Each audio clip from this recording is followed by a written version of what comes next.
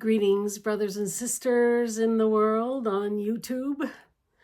I am Andrea Sadler, also known as Dragonfly.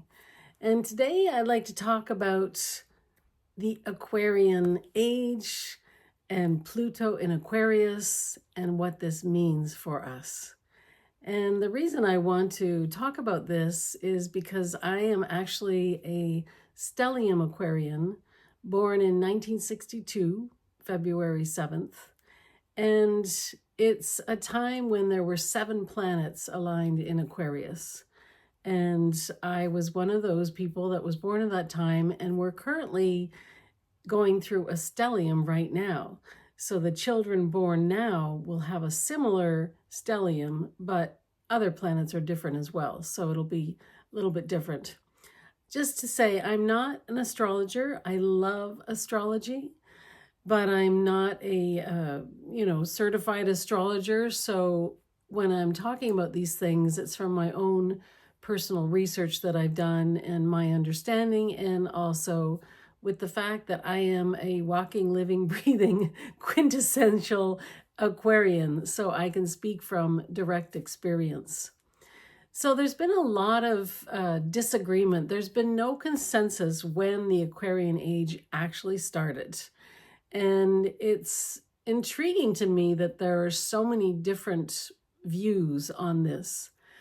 There are some people, some astrologers, that say it began in 1457, which to me makes a lot of sense because it was during the Renaissance period.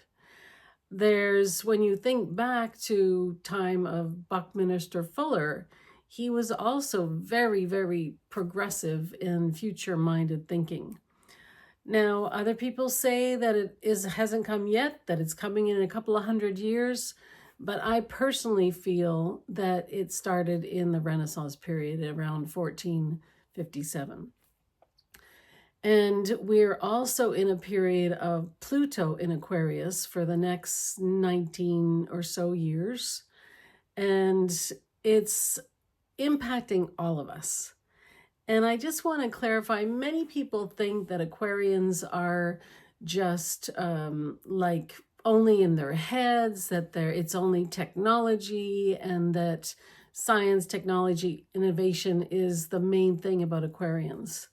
But I can tell you that as an Aquarian myself, the other huge part of what we are moving into more and more for the next 2,100 and so years, which is the length of a age, that we are moving into a time of humanitarianism as well.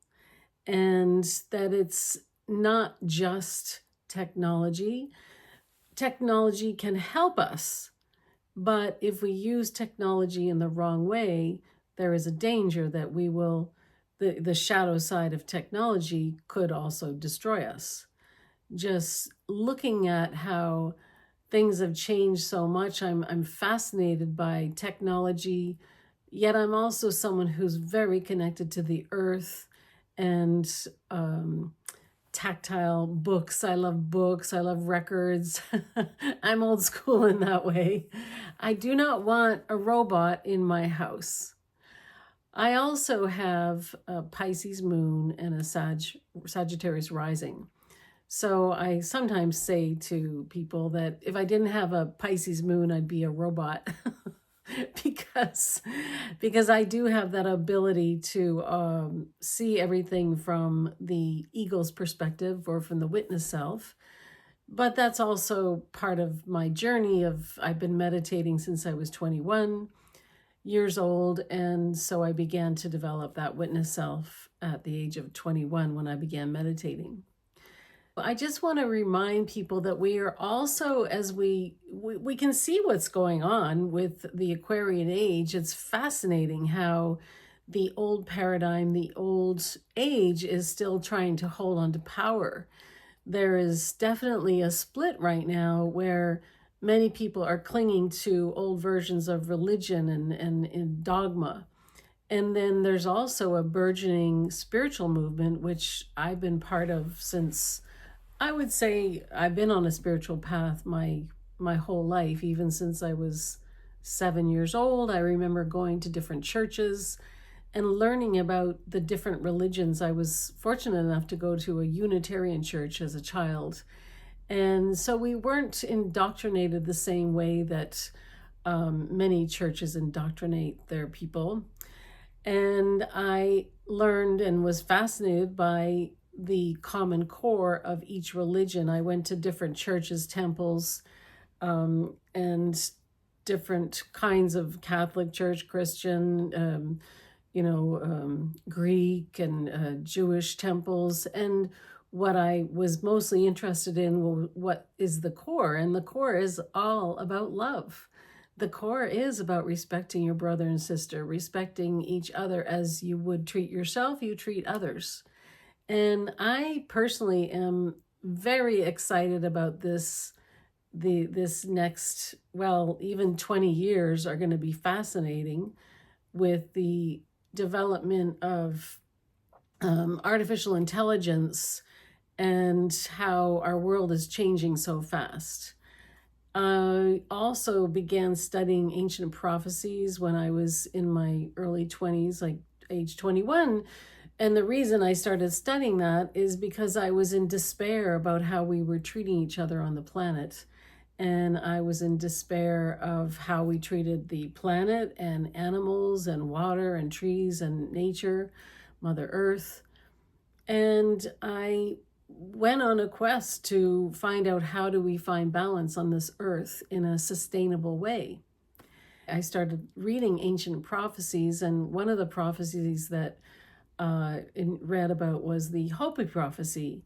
And the Hopi prophecy spoke about this time that we're in right now. I believe that we are at this juncture point where, if we don't return to the one-hearted path that is connected to the earth, and if we continue along the path of being disconnected from our hearts and just focus on technology, we are going to self-destruct as a species.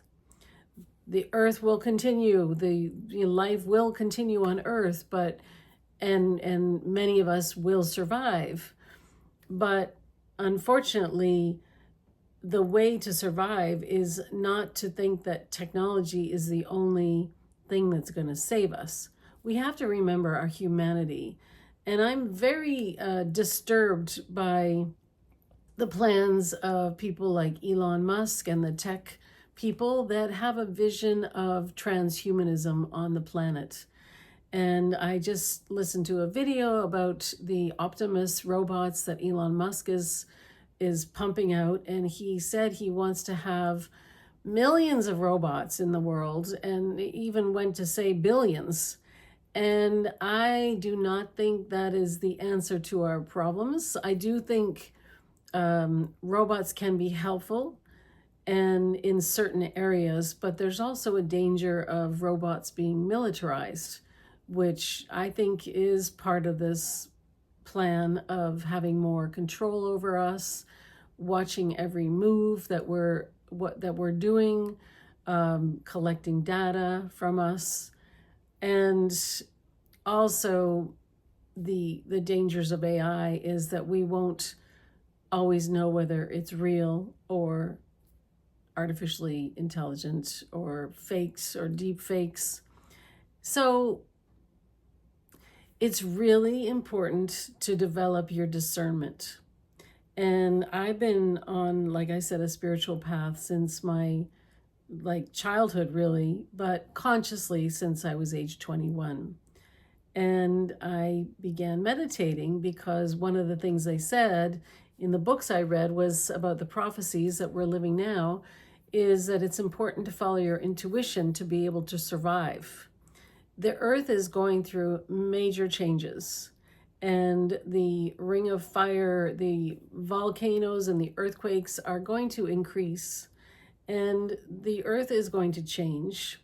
And I've been having prophetic dreams since, throughout my whole life, but one dream that I had back in 1984 that I really want to share. I was about 22 years old then, and I had a dream that I was in a city and this giant spaceship flew by in the sky, and it looked like a spaceship, but it also looked military. And then there were snipers shooting from roofs. And in my dream, I remember knowing that if I did a spiral dance, similar to what indigenous people do, where they very connected to the earth, moving their feet in a way that's like a drum beat on the earth and going around in a circle. So I was doing this dance in a circle, but it became a spiral, and I went into a lower realm. And I just knew that if I did this dance, this spiral dance, I would become invisible to the snipers and I would be safe. So, that was 1984. That was a long time ago. I had that dream. And I do believe that we are going to be experiencing more and more objects in the sky that are more like spaceships. We've already had many sightings of spaceships. I personally haven't seen a spaceship that I can be sure of, although as a child I thought I saw one. But I can't really say that I've actually witnessed one myself as an adult. However, I don't think it's out of the realm of possibility that there are intelligences and beings that are coming to Earth to help us awaken. And there is proof in the government that they have found ships and beings. They aren't releasing it in an obvious way, so it's hard to know what's true and what's not. But I think it was last year the Congress talked about unidentified objects flying and beings. And also, I truly believe we cannot be the only intelligent species in this infinite multiverse. And recently we've been visited by the Three-Eye Atlas, which still it's not clear what it is, but I've been following it closely. And the fact that it was changing color, it changed color from red to blue to green to gold. It was speeding up, slowing down. It was on the elliptical plane of our planets that it would require some really, not just randomness, but some planning to fly by these planets in the way it did. And right now it's on its way to Jupiter. And I believe this is my own opinion, and you can take it or leave it. I'm not an astronomer or a scientist, but I also have a lot of innate knowledge and intuition. And I believe that the Three-Eye Atlas is connected to the Hopi prophecy that talks about the red star Kachina and the blue star Kachina. And it says it's the ninth sign of the Hopi prophecies that when the red star Kachina and the blue star Kachina were dancing in the sky, it would be a sign from our star brothers and sisters that we are going through a great shift and to be prepared. So I think it's important to be prepared for the huge shift that we're going through right now. There's a huge awakening. There's a huge split in consciousness. People are waking up. Like, I began meditating in my, early 20s, and not many people were meditating, but not as much as they are now. People were doing yoga, but not as much as they are now. When I tried to teach about meditation in my early 20s, most people laughed at me and said, that's not my religion, when they don't realize that meditation is one of the sacred, secret teachings of Christianity, and most religious texts have a teaching of meditation. And so another thing that I really feel it's important to share is that I attended a sacred water gathering in Peterborough, Ontario, probably 10 years ago, where I showed my documentary film, The Sacred Run, The Lotus and the Feather. It was a conference that was for mostly, well, it was invited, everybody was invited, but it was mostly Indigenous people that were there talking about water. And I attended a ceremony around these petroglyphs in Peterborough, Ontario, which are really worth visiting if you can go there.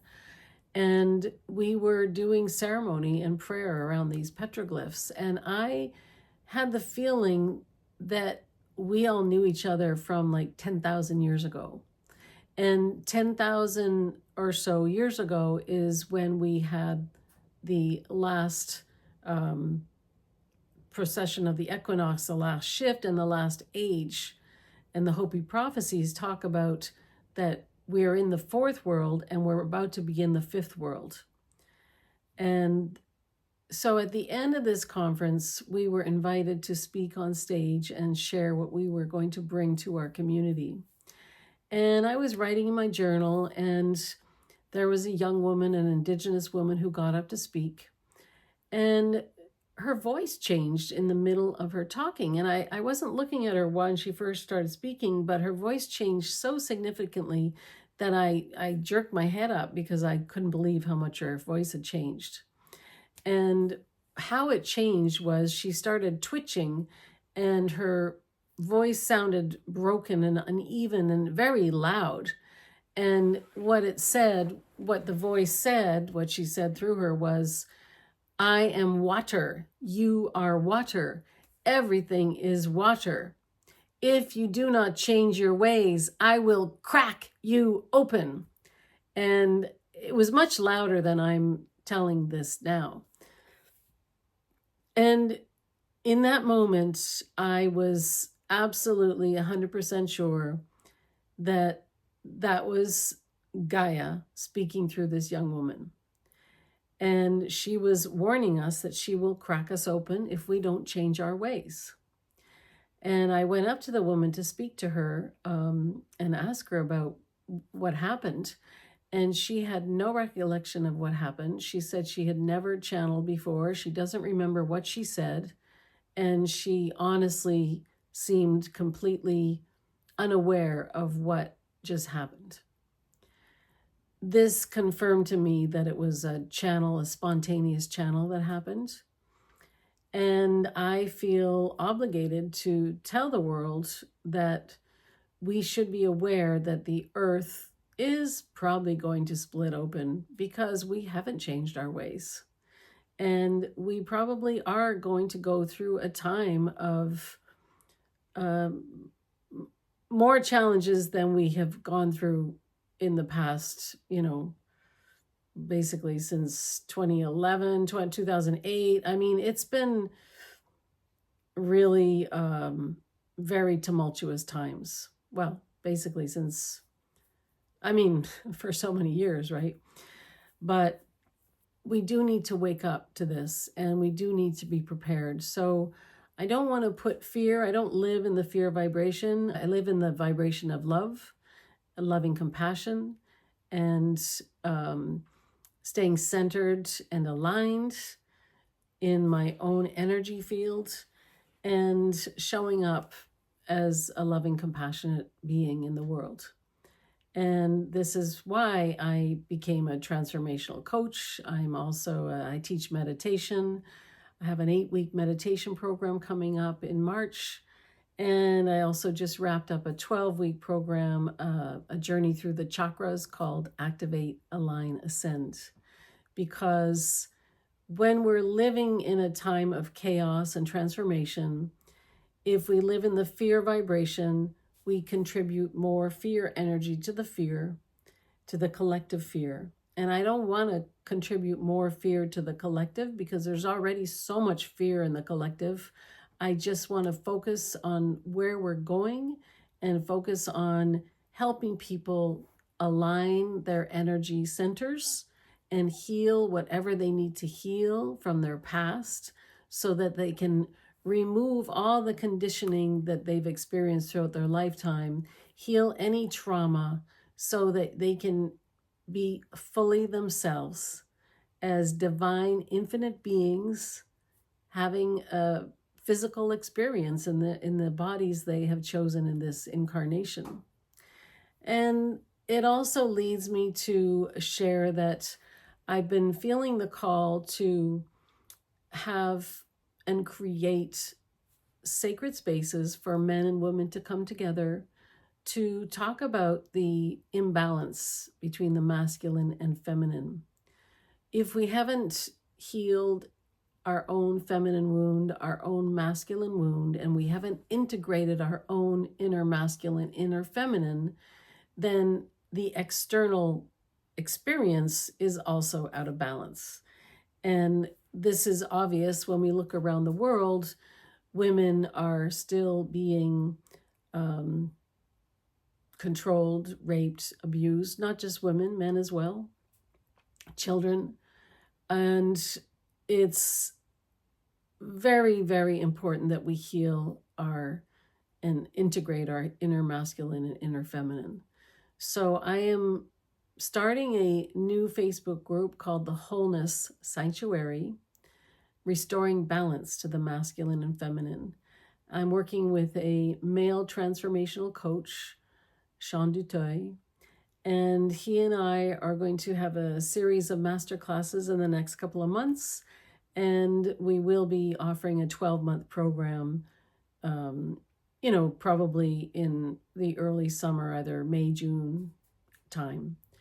And on Thursday, February 12th, we're having our first free masterclass called Healing the Divide, Understanding the Wounded Masculine and the Wounded Feminine. And it doesn't surprise me that I'm being called to do this, because one of the main things about the Aquarian Age is it's not about the matriarchy taking over the patriarchy. It's about balance. It's about restoring balance. So we've been living in a patriarchy for thousands of years. And now, as we shift into the Aquarian Age, if we've been in it since the 1400s, or we're in it, I don't know. Some people say it started in the 60s. Who knows for sure? But there is definitely a shift away from the Piscean Age, where we would go through priests to access God.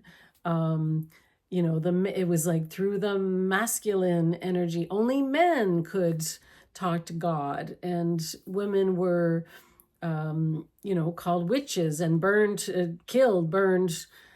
because they were accused of being witches, because they had an inner life that was connected to God, and they had a connection with the earth. And I was probably one of those witches that got burnt or strangled at the stake. I'm a past life regressionist as well, and I have a lot of past lives that I'm aware of.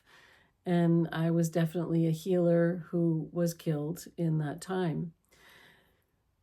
So all this to say is that there's really a need for restoration and mending the sacred hoop. A lot of my spiritual journey has been through the indigenous people and Buddhism, and learning about ancient texts, prophecies, and wisdom. So I would love you to join us in the Wholeness Sanctuary. If you feel drawn, it's a safe space, and if anybody does not respect the sacred space, we will remove them from the Zoom room and our community. So if you're interested in this subject of restoring balance between the masculine and feminine, please join the Wholeness Sanctuary, restoring balance to the masculine and feminine, and join us on our class February 12th. Also, if you're a woman who has been wounded by masculine or feminine energy, and you're not quite ready to enter a mixed gender space, I'd also like to invite you into my other Facebook group, which is Dragonfly Sistership. I've mostly been working with women since 2019.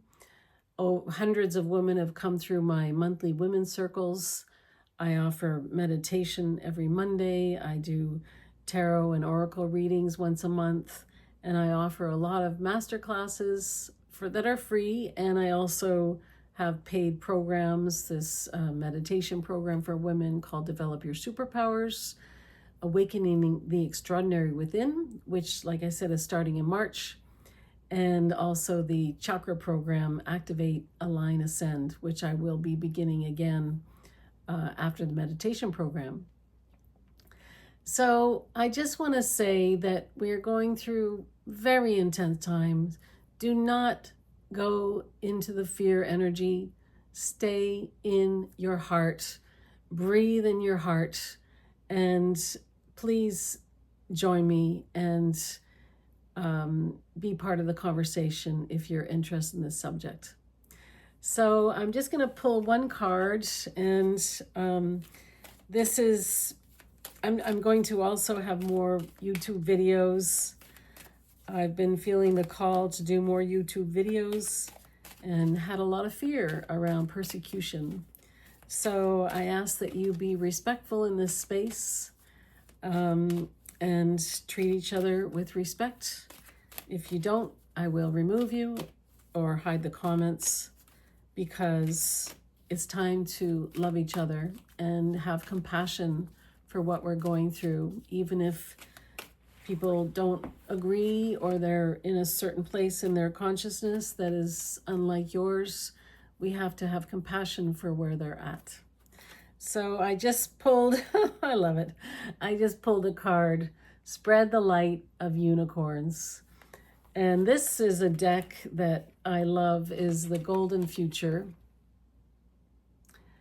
I also read tarot and oracle cards, and so if you'd like a private session, I'd be happy to give a private session. But let me just read the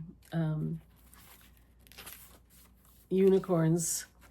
Unicorns can take any shape, but they're often seen as diamond white horses with a horn of enlightenment spiraling from their third eye.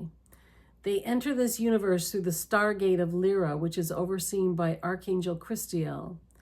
In the golden fifth dimensional future, these illumined beings will play an important part in keeping the frequency high and pure. They will circle the planet, pouring in light wherever it is needed. Every single person will be aware of their unicorn, who will always be with them, constantly touching them with wisdom, healing, love, joy, and peace.